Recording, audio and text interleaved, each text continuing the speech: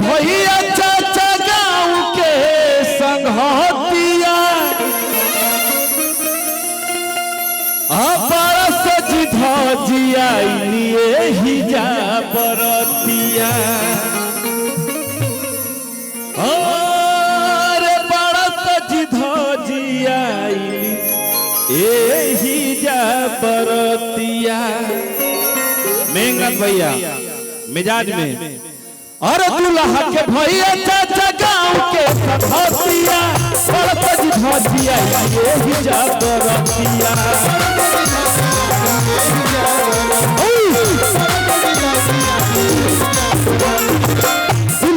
भैया चाचा गाँव के संघतिया और बस जिया रेस हो जाएगा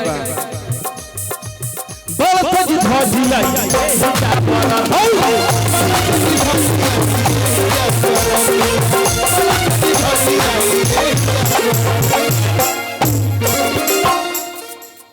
नैना सोर करे हो बड़ा जोर करे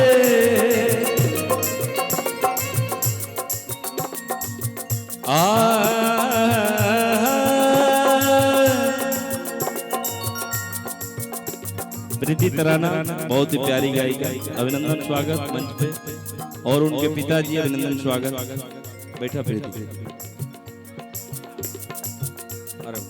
खुश रहो।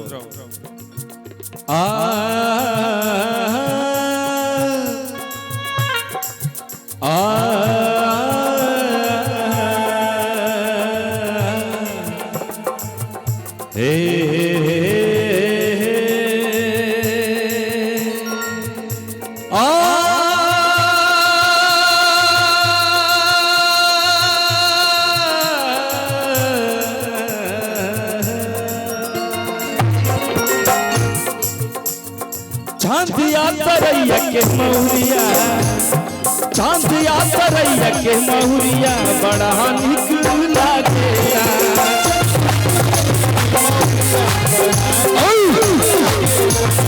दुल्हा के माथ पे महुरिया बड़ा निक लागेला।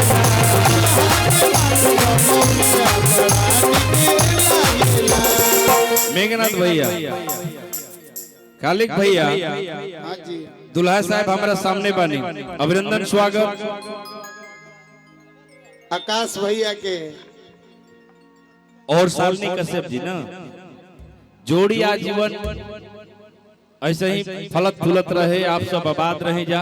और बड़ा खुशी के समय बा कि आकाश भैया जो कि हमारे बहुत ही अच्छे कॉन्ट्रैक्टर हैं, और उनसे पहले बिजनेस बाद में, उनसे पहले आकाश भैया के परम मित्र हमारे रोशन चौबे जी बाबा हमारे